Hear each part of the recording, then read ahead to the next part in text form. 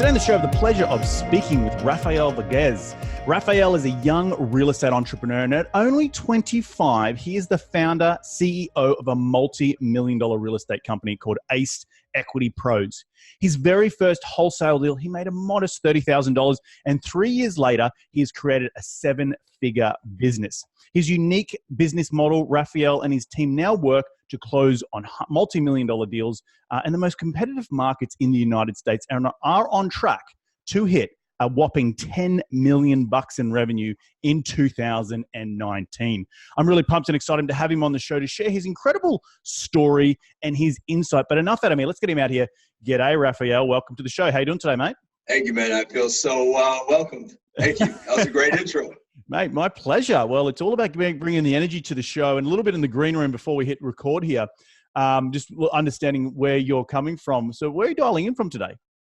I'm actually in Tampa, Florida, no longer in DC, and I'm actually 27 years old, so I think that was an outdated, so I apologize about that. I'm 27 years old now. That's okay, man. You can be 25 in your mum's eyes, right? You just think you're always going to be a little boy. Yeah. But mate, I kick off this show with every single guest. Rewind the clock. Tell me how you made your first ever dollar as a kid. Ever as a kid? Yep. Yeah. Man, I think, Pokemon was like a huge thing back in the day. And I used to get all these Pokemon cards. And when I went to school, I used to sell these Pokemon cards. And I'd try and get like the highest quality one and maybe sell it for like $10, a Charizard or, I don't even remember all of them, but I know Charizard was a hot one. And that's how I made my first couple of bucks, man. Yeah. I remember that. I'm a little bit older than you. I'm 33, but I was in that Pokemon era back in Australia where, it just was crazy for a period of time there. And people were like getting in fights over cards. It was nuts. It was sort of like the cool new baseball card of the 2000s, I guess it was. So, but mate, tell me, walk us through the journey. You're obviously 27 years old. In the introduction, I mentioned that you have grown this really incredible portfolio and business, 7 figures in $10 million, I should say, is projected for 2019. But where did it all start? Like, how did you get involved in the entrepreneurial game? Because it's not just the average person who walks around going, I'm going to go start a $10 million company. How'd it go? Right. That's a great question. And just to clarify for my listeners, I have multiple different businesses. So collectively, my businesses together are going to be doing over $10 million in 2019. So not just one individual business, it's a collective business, my education business, my wholesale business, my e-commerce business, a couple different businesses that I have collectively are doing that in revenue. But, how it all started was, I was just, I was 21 years, I was actually 20 years old. And, I was just going through a lot of financial struggles, man. I was seeing a lot of struggles with my family.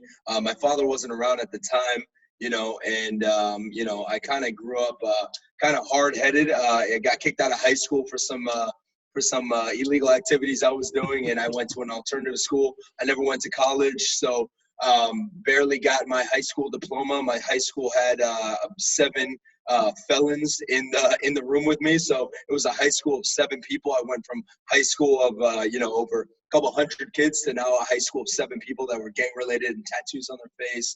And so it went from it went from this awesome childhood to immediately a pretty serious environment at the age of 18, 19. Then I left that high school, never went to college, and I just started working dead-end jobs.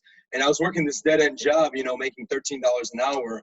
And, I was watching my mother work 2 jobs, try to go to college at the age of, I think she was 49 at that time, try to go to college at nighttime. She was going days without sleep, like working 2 jobs, days without sleep, trying to, support me and my mentally disabled brother. My father wasn't around at that time. And so, I was watching her just financially really put in the work and struggle and neglecting my mentally disabled brother while I was at work. My mother was working 2 jobs.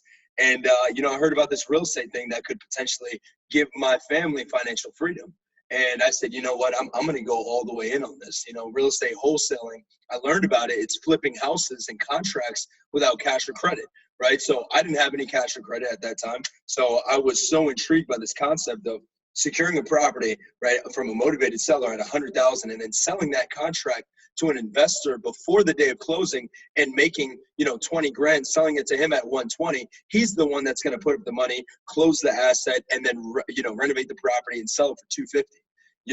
So I was so intrigued by this. So I went all the way in. I quit my job. I told my mother, Mom, I promise you, I'm going to retire you one day. I'm going to make millions and millions of dollars in real estate. One day I'm going to retire you.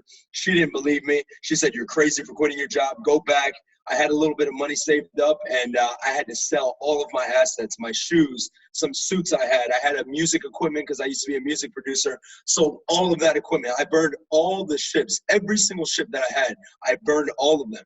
And so I was like, I don't care what anyone's going to say. My friends didn't believe in me. I tried to get jobs, and they were the real estate jobs, and they laughed me out of the office because I didn't have the sales skills and the communication skills. I wasn't refined. So I had to read 3 books a week. I had to study YouTube and sales, Tony Robbins, speech, communication. I had ADHD. I mean, I was all messed up at that time. And so I just went through a life of disciplined self-education for the first year in my real estate career. And it took me 9 months to get my first deal. But after diligent work, cold calling, a lot of struggle, a lot of my mother fighting with me to go get a job that we're, hurting financially, I finally got my first deal for 30 grand. 6 years later, I've retired my mother 100%. I take care of my mentally disabled brother.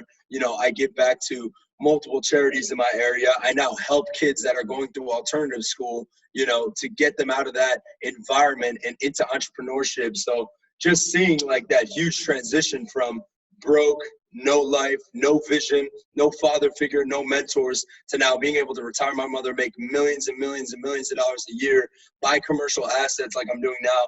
It's just incredible. And I give all glory to God because I wouldn't have been able to do this by myself. Wow. Wow. Yeah, so that was a long answer. I apologize. No, don't apologize. That is an incredible mountain of value you're standing on. And I really think you've really tapped into it. But such an interesting, you probably a very similar story to a lot of teens with no father figures. And I don't want to touch too much on it, but, going through school and not really being distracted, getting into trouble, rebelling.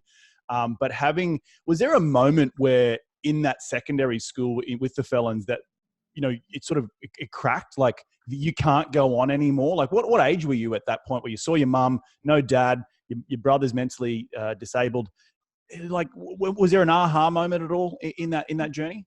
Yeah, that's huge. That's actually a really big one. I did a whole post about when that aha moment was, and I'll tell about it briefly. But the aha moment was pretty much when I almost got murdered. I went to this school, and it involved me with some really rough people that were involved in gangs. And one day I went to this party, and long story short, I was in the wrong place at the wrong time, wrong party.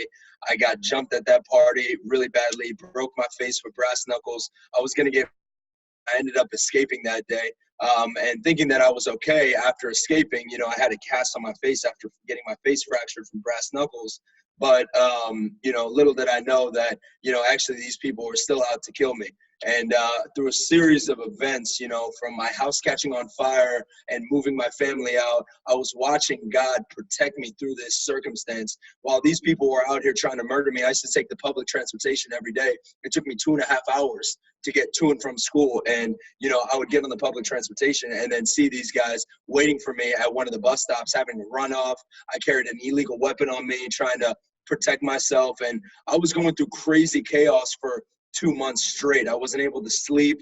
I was in constant jeopardy with my family, my brother, my mother, and my brother. It's just constant jeopardy and a lot of anxiety. And I remember just praying to God, like, God, I want this to end. I didn't really believe in God at the time, but I just wanted it to end. And I remember, within the next week, I go to school, and I was always asking my friends, like, hey, where's this guy going to be today? Is he going to try and get me on one of the buses? And I remember them coming to me, and they're like, man, you haven't heard, he walked out of the house the other day, and they shot him 15 times with the AK-47. He's dead. And that was the aha moment for me, right? That was the aha moment for me because I started asking myself the question, why am I here breathing? Why was my life spared? I was supposed to die at that party. I got saved through this magic window, which I'm not even going to go into, but this magic window saved me at this party, from getting murdered and stabbed to death. Then this person that was out to kill me ends up getting murdered. My house caught on fire, which forced us to move out of our house. So when they came to visit my house, we weren't living there because the house was on fire through a series of accidents. And then it just started me really thinking like, wow, like, why am I here breathing? And when I started asking myself that question, I started getting some answers. Like God said, you're breathing because you have a purpose. And then the question was, well, what is my purpose? What is my vision? And then that's when I really started getting into entrepreneurship. So. Wow.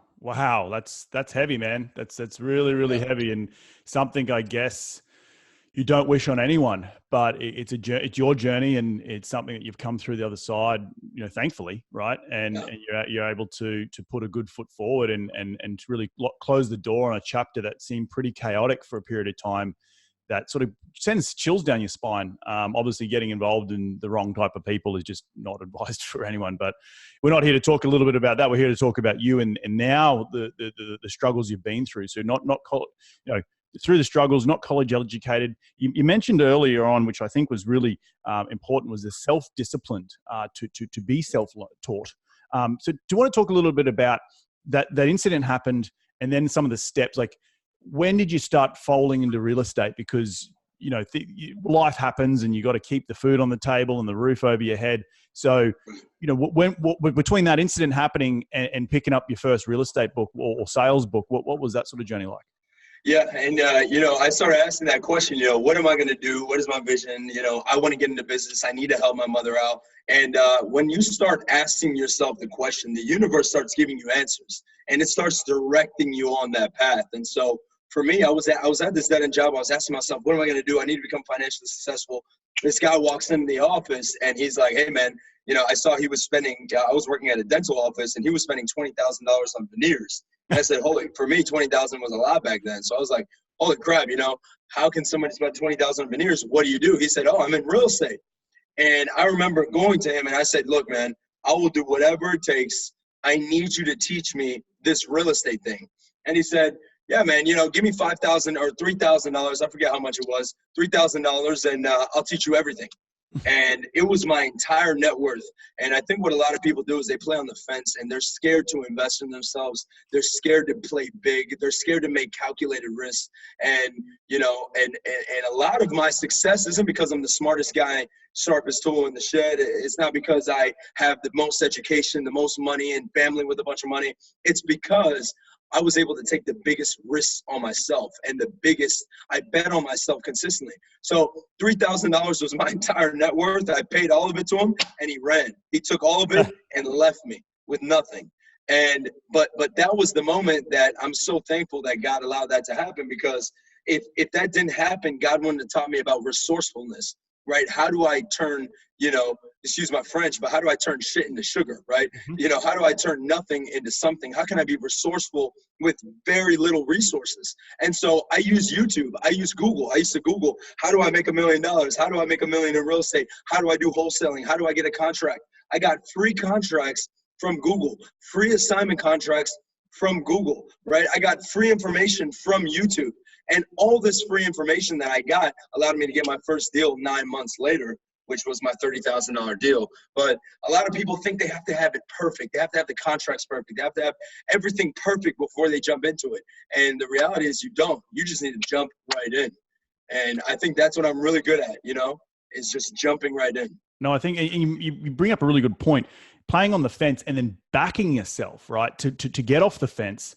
Because a lot of people, you're right, a lot of people don't, even when I first got started back in the day, where you hear these gurus pitching you $3,000, $4,000, $5,000, $10,000, you're like, oh gosh, and I know in my story, when I moved to the United States, I quit my job in Australia. I had nothing here, but I backed myself and I was all in. And I think if you can't back yourself, then who the hell can you back, right? And through your resilience, through all the trials and tribulations you've gone through, I think it's really a good message to people that, yes, even you didn't have a brass or a zoo to your name or a nickel to your name, you're still able to go out and keep the wheels on the wheels turning in terms of the education, which is really important. Everything was for free on YouTube, and it's the 80-20 rule.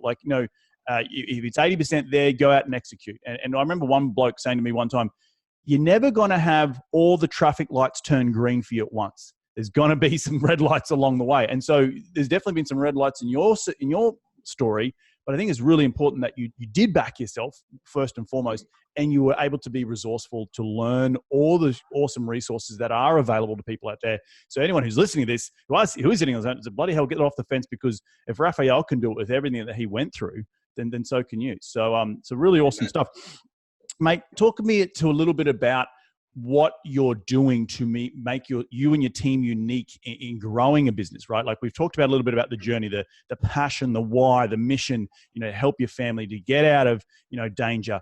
But now that you're in a business, it's sort of mindset would have been changing to how do you grow and scale, right? And you talked a little bit earlier about your different ecosystems in your business, right? You wouldn't have figured that out from day one. You would have to eventually create that over time. So maybe talk a little bit about that journey from that first deal into creating this sort of multifaceted ecosystem of a business that's potentially going to, give you 10 million bucks this year in revenue. Right. And I think that's a great question, because what gets you to the first step does not get you to the next step. Right. And so for me, the biggest way that I was able to scale my business was by hiring the right leaders, right? The right COO, the right sales managers, the right people that can help me scale my company and organization. When I first started, it took me my second year in real estate, I made over 300,000. My third year, I made over $1 million. And then I was capped. After my third year, my fourth year, I did right around $1 million again. And I said, well, how do I scale past this? And, the next level was hiring the right leadership team. So now we have a sales leader that's managed, over 500 salespeople, and manage a call center that's scaled from 5 employees to 500 employees. So I'm now hiring people. I hired a COO, did the same thing, right? Has process map background, has Six Sigma processing background as well to help manage our processes. So now it's just about hiring the right people and delegating the tasks to now scale your organization. So me as the CEO, me as the visionary, my whole goal is let's just add more markets. The more markets that we enter, the more deals that we can do. We're securing anywhere from 40 to 50 deals on a monthly basis. And so now it's just about saying, hey, how can we get this to 500 deals on a monthly basis? And so, it's just about now hiring the right people, the right management, and doing more marketing for our business. We flip contracts. We're in 8 different metropolitan markets. And so we want to scale that to 50 different metropolitan markets in the next, year and a half. And so we're just aggressively expanding. And so I think the key to growth is expansion and hiring the right people. I love what you said there, because that is true. Surrounding yourself with the right people. And you mentioned a little bit earlier that you aren't the smartest person in the room. You don't have to be, right? You just got to surround yourself with the right people. And I guess it goes back to that backing yourself a little bit, because you wouldn't have had the business or the education knowledge to go, okay, I need to hire a CEO. I need to get out of my own way. And a lot of entrepreneurs, when they start seeing a little bit of success, they want to control everything, right? And so what did it take for you to let go a little bit and give up some control in knowing that it was going to propel the business forward? Yeah, I think for every business owner, it's hard to let go of control. But when you hire specialized people that and this is one thing that I'm really good at, is that I'm very good at knowing that I don't know everything. Right. But, I'm really good at knowing where to get the answers for things, right? I'm really good at hiring the right mentors. I'm really good at consulting with the people that know a lot more than me. So I've been able to just trust in their opinions. So, the reason why I'm successful today is because a lot of times my mentors would say, hey, do it this way. And I did it that way, right? And I saw success. And they say, hey, do it this way. I do it that way. And I saw success. And then soon you start creating your own ways and your own forms of your own methodology, right? So you take what you've learned from what they've taught you, and then you build it upon your own. And so, I'm just good at finding people that know a lot more than me, and then just trusting in their opinion. My guy that runs our sales floor, he's managed, 500 people and ran a $200 million sales organization. He knows a lot more about managing people and salespeople than I do, and scaling the sales organization. So I'm just going to trust him. He's putting a lot of processes in place that make me uncomfortable, but I'm going to trust him that it will help us in the end result. Right. And so, yeah. And have you found any difficulties or butting heads when you may not know those processes, or you may not have the map in your mind to get you to, okay, I know I want to get here, but I don't necessarily know the processes to to roll out in terms of marketing or in terms of the sales teams. So is there any sort of, I guess you just mentioned hesitation when someone brings you an idea and you're like, oh gosh, because I just don't know, I'm a little bit hesitant of deploying that sort of technique or process. Yeah, I mean, there's always hesitation. There's always hesitation and uncomfortability in the unknown, right? It's, we live in comfort zones, right? So there's always uncomfortability in the comfortable and the things that are consistent, the things that we've been doing processes here for the last 6 years that haven't changed. Mm-hmm. And, when he comes in and tries to shake up everything and change our entire process, it makes you uncomfortable, 100%. But again, it's just about trusting in the people that have been there and seen it on the other side. And I think, again, you just hire people that you can trust, that fit your core values, and, you'll be fine. You got to be comfortable with being uncomfortable. You know what I mean? Love it, man. Yeah. Tell me, so let's walk into what your business is. What is it? You talk about education. Obviously, a lot of people get involved in real estate and then, people come and approach them and say, hey, Raphael, I want to learn from you or whatever. But what is the core? You talk about sales. What are you selling? What leads? You're flipping contracts. Maybe walk the listeners through exactly what your core business model is. Yeah, that's a great question. So pretty much what we do is we find motivated sellers for single family assets, and we market to them in 8 different states. So we send out direct mail, we have cold callers, we have online advertisements of homeowners that are saying, yeah, I want to sell my house, and we're offering to make them an offer on their home. So they call into the office. We get about 250 to 350 calls on a daily basis from homeowners in all these different states. They call into our headquarters here in Tampa, Florida, and we have our sales guys take those calls with homeowners, evaluate their property, and then make offers to them in just 7 minutes. Right over the phone, we make them an offer. So once we make them an offer, if that offer is accepted, we generally we're investors, so we're not paying top market value, right? There has to be value add opportunity for us to be able to purchase their asset. So if the property is worth $200,000 once it's fully renovated, and we're looking for assets that are, are messed up, they have some issues, deferred maintenance, there's some renovations that are needed, we might be securing it at $100,000. And it's worth $200,000 once it's fully renovated, right? So now once we secure that, if the homeowner agrees to our offer at $100,000, we then send them a Docusign contract to purchase their property at $100,000.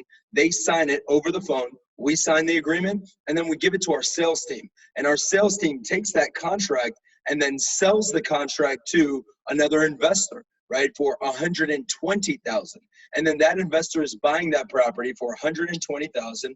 We make $20,000, walk away from the deal. The investor buys it for $120,000, renovates the property for $30,000, is all in for $150,000, and then sells it for $200,000. Right. So we make the $20,000 and we walk away. We don't buy the asset. We don't close on it. No fees. I mean, that's the only thing. We make the $20,000 spread between what we have it secured with the seller for and the investor, and we walk away. And then we just do this, 40, 50 times on a monthly basis. And so we're just cranking out deals in all these different states. And so talk to me a little bit around the marketing techniques. So how are you getting the inflow of people wanting to sell, and how are you then getting the funnel to on-sell those contracts to those real estate investors in, you said you cross 8 different states. Like you have to be a huge database of information and data in order to execute both the incoming and the outgoing leads. Yeah, great question. Love the questions, by the way. So, we have, millions and millions of records of homeowners in all these different states. So we buy lists from ListSource, Melissa Data, of homeowners in our target zip codes in these states. So in Tampa, there might be 10 zip codes in Tampa that we're targeting for single family assets that our investors love. And so we'll call them. We have a bunch of cold callers in the Philippines and in Mexico that cold call the entire demographic, all the homeowners in that area, asking them, hey, do you want to get an offer? Do you want to sell your property? Do you want to get an offer? And if they say yes, they submit the lead over to our acquisition team or our sales team right here in our office. And then our office evaluates it and then makes the offer to the seller. We also do direct mail. So we direct mail all of those homeowners in all of those zip codes as well. So we do direct mail. But then the last thing, we do a lot of, SMSing and ringless voicemails, online advertisements. So if somebody says, hey, I want to sell my home on Google, we'll pop up and they put their information in. So we're doing this all across the states, and we evaluate these assets by using the multiple listing service. So we use the MLS to simply make offers and understand the evaluation and how much these properties are worth. So pretty simple. I mean, honestly, it's a really simple process. It sounds simple. It's probably more the execution that's the hard part. But my question is more around the. God, I've just lost my train of thought because I was really intrigued by the lead source. Yeah. So in and around, like, what's your sort of conversion rate? Would you get 30 or 40, true deals a month across 8 different states? How many, just ballpark? How many are you going out to? From the cold callers, to try and generate those leads? Is it a couple of thousand? No, so yeah, roughly for us, it's about 25 interested leads equals 1 contract. So 1 contract signed with a homeowner. So about 25 interested lead gets us 1 contract. Got it. Okay, yeah. So you do the rough math. You're doing about 1,000 to get you to your 20 or 25 a month. So it's a lot of leads, a lot of cold calling, and a lot of systems set up. But once the sort of the mousetrap is built, you can sort of sit back and work on some other stuff.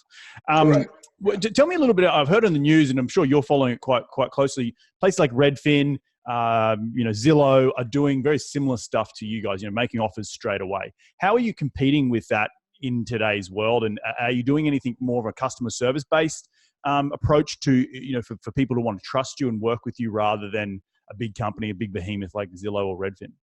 Yeah, and I think there's always going to be 2 types of sellers, right? Some sellers like working with big name brands, flowers.com, and then some sellers like working with the mom and pop flower shop down the street. Mm-hmm. And there's a reason why, right? Flowers.com might not have that personal touch that homeowners that want to deal with the flower company down the street, have with us. And so we really do treat homeowners with that personal touch. We have transaction coordinators to guide them through every step of the process. Once they sign the contract, we're very fair with our offers, et cetera, et cetera. So yeah, I think competing with Zillow, we're not too concerned about them because at the moment, like OfferPad, for example, they're only buying properties that are built over 1990, and we're actually buying assets that are built only under 1985. And so we're kind of in 2 different playing fields. Zillow, I'm not sure how their acquisition strategy is. It's going to be interesting. But, so far, all the homeowners that we've spoken to, none of them have combated us saying, oh, well, Zillow offered me $10,000 more. We've never heard that yet. So I'm interested to see how aggressive Zillow is going to go into the market with their acquisitions. No, 100%. And I'm not in the business of what you do, but it is interesting to see these big companies try and do that sort of 1-minute offers sort of thing, because of all the data that they're crunching. And I guess so what are you doing on your end to keep up with the data? And I guess you're only in your 8 cities, 8 MSAs. So are you focused a lot on the data that you do collect and retain in order to help you make better decisions in 6 months' time? Yes. You're saying, explain that one more time. So for example, Zillow has a huge database of what properties sell for, and because they're just across the country, across the nation. And so I know even in myself, we underwrite a lot of multifamily deals, and so we're trying to put it into sort of an online system where even if I don't execute on that multifamily or whatever, I can still keep the data for future reference to call upon to make sure I know that I'm not overpaying for the asset. So is there anything you're sort of doing that out of your, you said 1 in 25 leads, out of those the remaining 24 leads, are you keeping that data on hand to make sure that the next 25, you're using that data to because that's what Zillow does, to make the best decision to make you the most money? Yes, absolutely. So, we have follow-up systems in place. So if we don't get the deal out of those 25, the other 24, we're consistently following up with them. And we just, we have email drips and callers that are just consistently reminding them, hey, have you considered our offer? Is it something that you've considered now? As the market increases, is it something that we can offer more now on because the market has increased? So yeah, we do the same thing. Awesome. Mate, tell me a little bit about the 5 intense team training methods you're implementing in your business to help with the culture, and how are they so effective? Wow, 5 intense training. So I can tell you probably 3 right now that we implement. One is, we have a game that we play every week, and everybody has cash, okay? Everyone in our company, all our employees have cash. And every week we have a theme, and that theme is one of our core values. So it could be fellowship, loyalty, accountability, selflessness, hunger, one of those 5 core values. And so this week's theme might be fellowship. And so each employee will have cash, and they'll say, okay, whoever embodies fellowship, or if you see another employee embody fellowship, pay that person. Pay them some money. And so we have employees throwing money at each other, giving money and distributing money to each other when they see those core values being portrayed. And then the person the next week at our Monday morning meeting, we count all the money. Whoever has the most money gets a trophy for fellowship, and then they get a dedicated parking spot in our office. So kind of a cool company thing that keeps the culture really awesomely engaged, keeps us really locked in on our core values, and weeds out anybody that's not embodying our core values. I think another thing that we really do, fun is a huge culture, awesome culture thing for us. I don't know if you can hear it, but our office sounds like a club. It's blasting music. I mean, blasting music.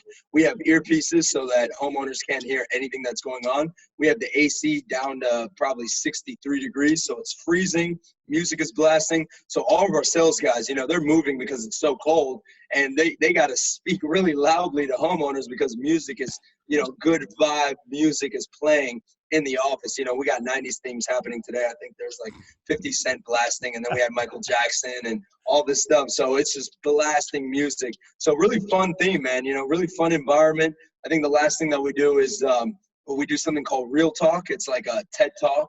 So we have one employee every week on Wednesday at 8:30 in the morning. They present an idea worth spreading, right? Just like TED Talk, we call it Real Talk because our brand is real step, real empire. And so we call it Real Talk. And so one employee goes and spreads an idea worth spreading. One of the last one that we had was about, energy and understanding physiology with sales techniques and energy. The last person that presented before that was about multifamily syndication. The one before that was about, foster care. So just really cool stuff that we keep the culture going, creating leaders. That's awesome, man. That's awesome. Mate, yeah. We're going to start wrapping up the show, but we want to be respectful of your time here. But what does the future hold for you in the business and both in the business and in personally? Yeah, that's a great question. So, I guess when's enough? Yeah, I don't think when's enough is when my heart monitor is at a flat rate. That's probably when enough is. I'm never gonna stop growing. One of my mentors is over 70 years old. He owns about $5.7 billion worth of commercial real estate, and that's just his real estate portfolio, not including all the companies that he owns as well. And he's worth a couple billion. And he's 70 years old, and he's sleeping 4 hours a night, pumped up every day like he's 26, and he's like, dude, when God says it's my time to go, that's when I'll stop. I'm not going to retire. There's no such thing as retirement for me. And so I think it's the same thing for me. If we're not growing, we're dying. And so there's never going to be enough for me. And it's not to say a greedy thing. I'm not greedy. It's just I'm always ambitiously growing and getting to the next level. So for me, my next goal in the next year is to own about $75 million worth of assets. We're aggressively pursuing self-storage and multifamily. We have a full-time commercial underwriter here and deal sourcer that's directly here in our office that's just underwriting and evaluating and acquiring assets. Right now I own about $10 million worth of commercial assets at the moment, and we're looking to aggressively grow that. So that's a huge one for me. And then obviously my wholesale company, I want us to be just in our wholesale company doing over 8 figures. In our education company, that company in the next year is going to be doing over 8 figures as well. So just super exciting stuff, in the next year that we got going on. I bought my dream car, which is awesome, a Lamborghini Aventador.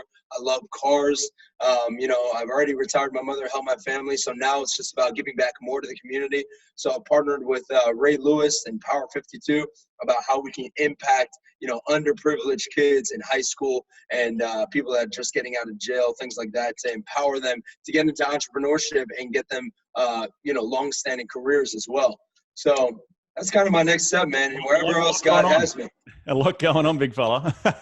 Yeah, man. Mate, I'm excited to see how it plays out.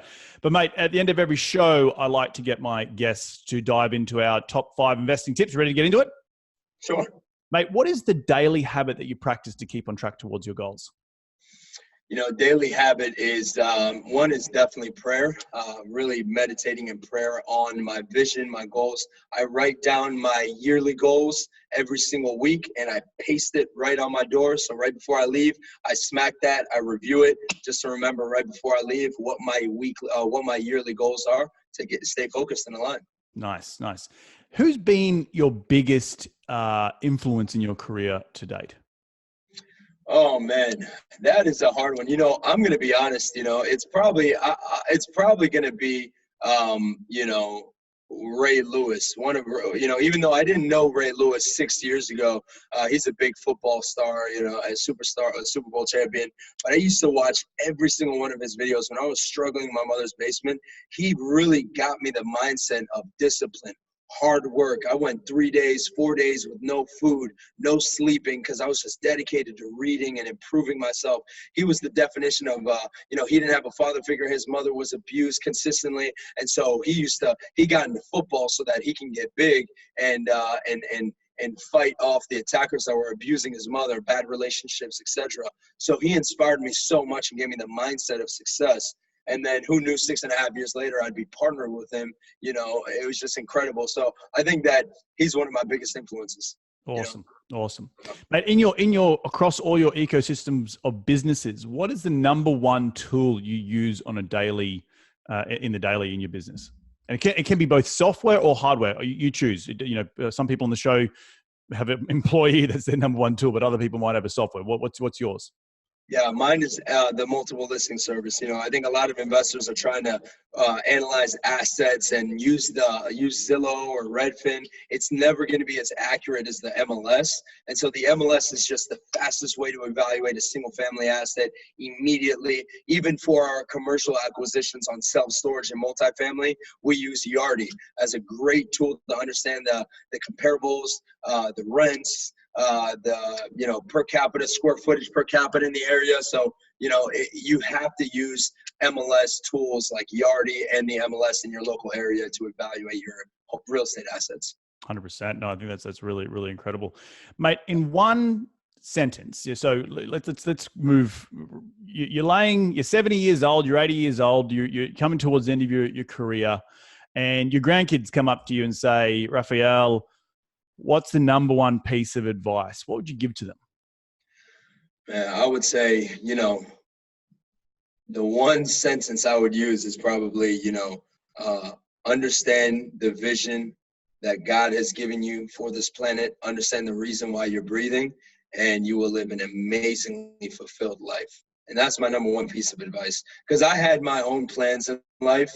And if I went down that path, it would have been so much smaller than what God has for me right now. And so I would just say, whatever it is God has for you, follow that aggressively. That's awesome, it. Man. Awesome. Love it. Love it. Mate, last question. Where can people reach you to continue the conversation? They want to be in your sphere. They want to just get to know you a little bit more. Where do they go? Yeah, I'm very active on Instagram.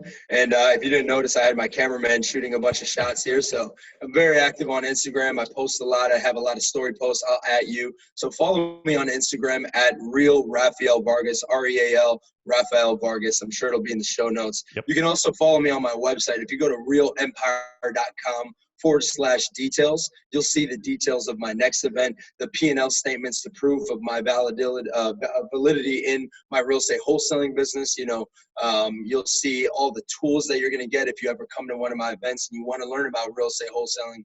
I'd love to teach you. Awesome. Awesome, man. Well, I want to thank you for taking some time out of your day to join us here on the show and really share your incredible background and the massive journey you've been through to get to where you are today. And you're also still very young. You're only in your 20s. So you still got a long career ahead of you, which is probably one of the most exciting things. But I want to summarize some of the three things that I took away from today's show. And I talk a lot about on the show, but you've embodied it, 10x. Stop playing on the fence, I think, is the number one thing, and learn to back yourself. I think those are the two biggest things.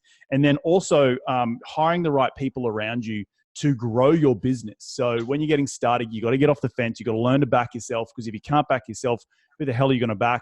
And then once you start getting a bit of traction, understanding that you may not necessarily be the smartest person in the room, and you need to surround yourself with smart people. So kudos to you, mate, and everything you've achieved. Did I leave anything out? Perfect. Awesome, man. Well, again, thank you so much for dropping by. Enjoy the rest of your week and we'll catch up soon. Thank you, sir. Appreciate it. Well, there you have it. Another cracking episode jam-packed with some incredible advice from Raphael. Really incredible journey coming from his really tough upbringing all the way through to the successes that he's seeing today in his mid-20s. And I'm sure he's going to go and keep crushing it in the future. If you do want to check out anything of Raphael, make sure you head over to the show notes. All the links from today's show will be up there. And I want to thank you again for taking some time out of your day to tune in to continue to grow your financial IQ, because that's what we're all about here on this show. And we're going to do it all again next week. So remember, be bold, be brave, and remember, go give life a crack.